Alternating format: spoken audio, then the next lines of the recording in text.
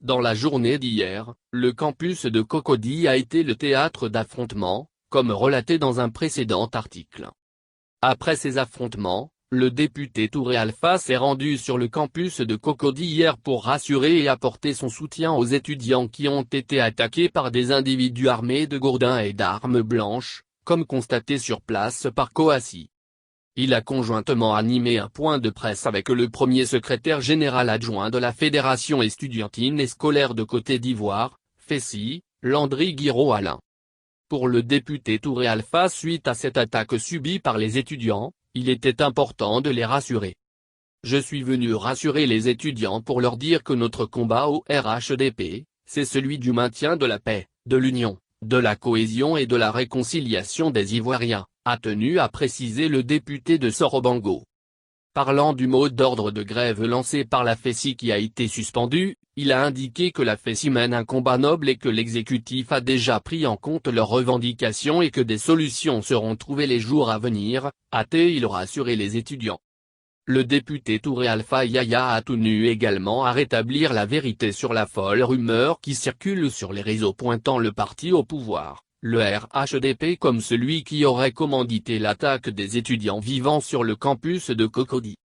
En tout cas, il a non seulement botté en touche cette grave accusation, mais il a révélé qu'elle serait une pure imagination d'un certain Christiapi dont le seul objectif serait de plonger le pays dans le chaos. Et que ces personnes dont les images ont été brandies sur la Internet ne sont autres que des personnes épris de paix connues de tous qui œuvrent pour l'instauration d'un climat de paix et donc opposés aux actes de violence. Le député dira que c'est avec surprise que c'est mis en cause, avec qui il a tenu une réunion dans un maquis dans la commune de Koumassi, laquelle rencontre a été largement diffusée sur les réseaux sociaux. On vu leurs images sur les réseaux sociaux les présentant comme ceux ayant perpétré l'attaque des étudiants vivant sur le campus mardi. Je demande à tout le monde de ne pas céder à la division, chacun fait son travail. La FESI lutte pour les intérêts des étudiants, nous militants du RHDP nous sommes en campagne pour la victoire du candidat du RHDP et notre rôle est de lutter contre la violence, a précisé Touré Alpha Yaya. Alain Guiraud-Landry, premier secrétaire général adjoint de la FESI, au nom de l'organisation, a confirmé que la FESI a suspendu son mot d'ordre de grève dans la mesure où les autorités les a invités à la négociation. Et que cette grève avait tout son sens dans la mesure où elle permet de combattre une injustice, notamment le paiement des frais COJ qu'ils veulent voir supprimés.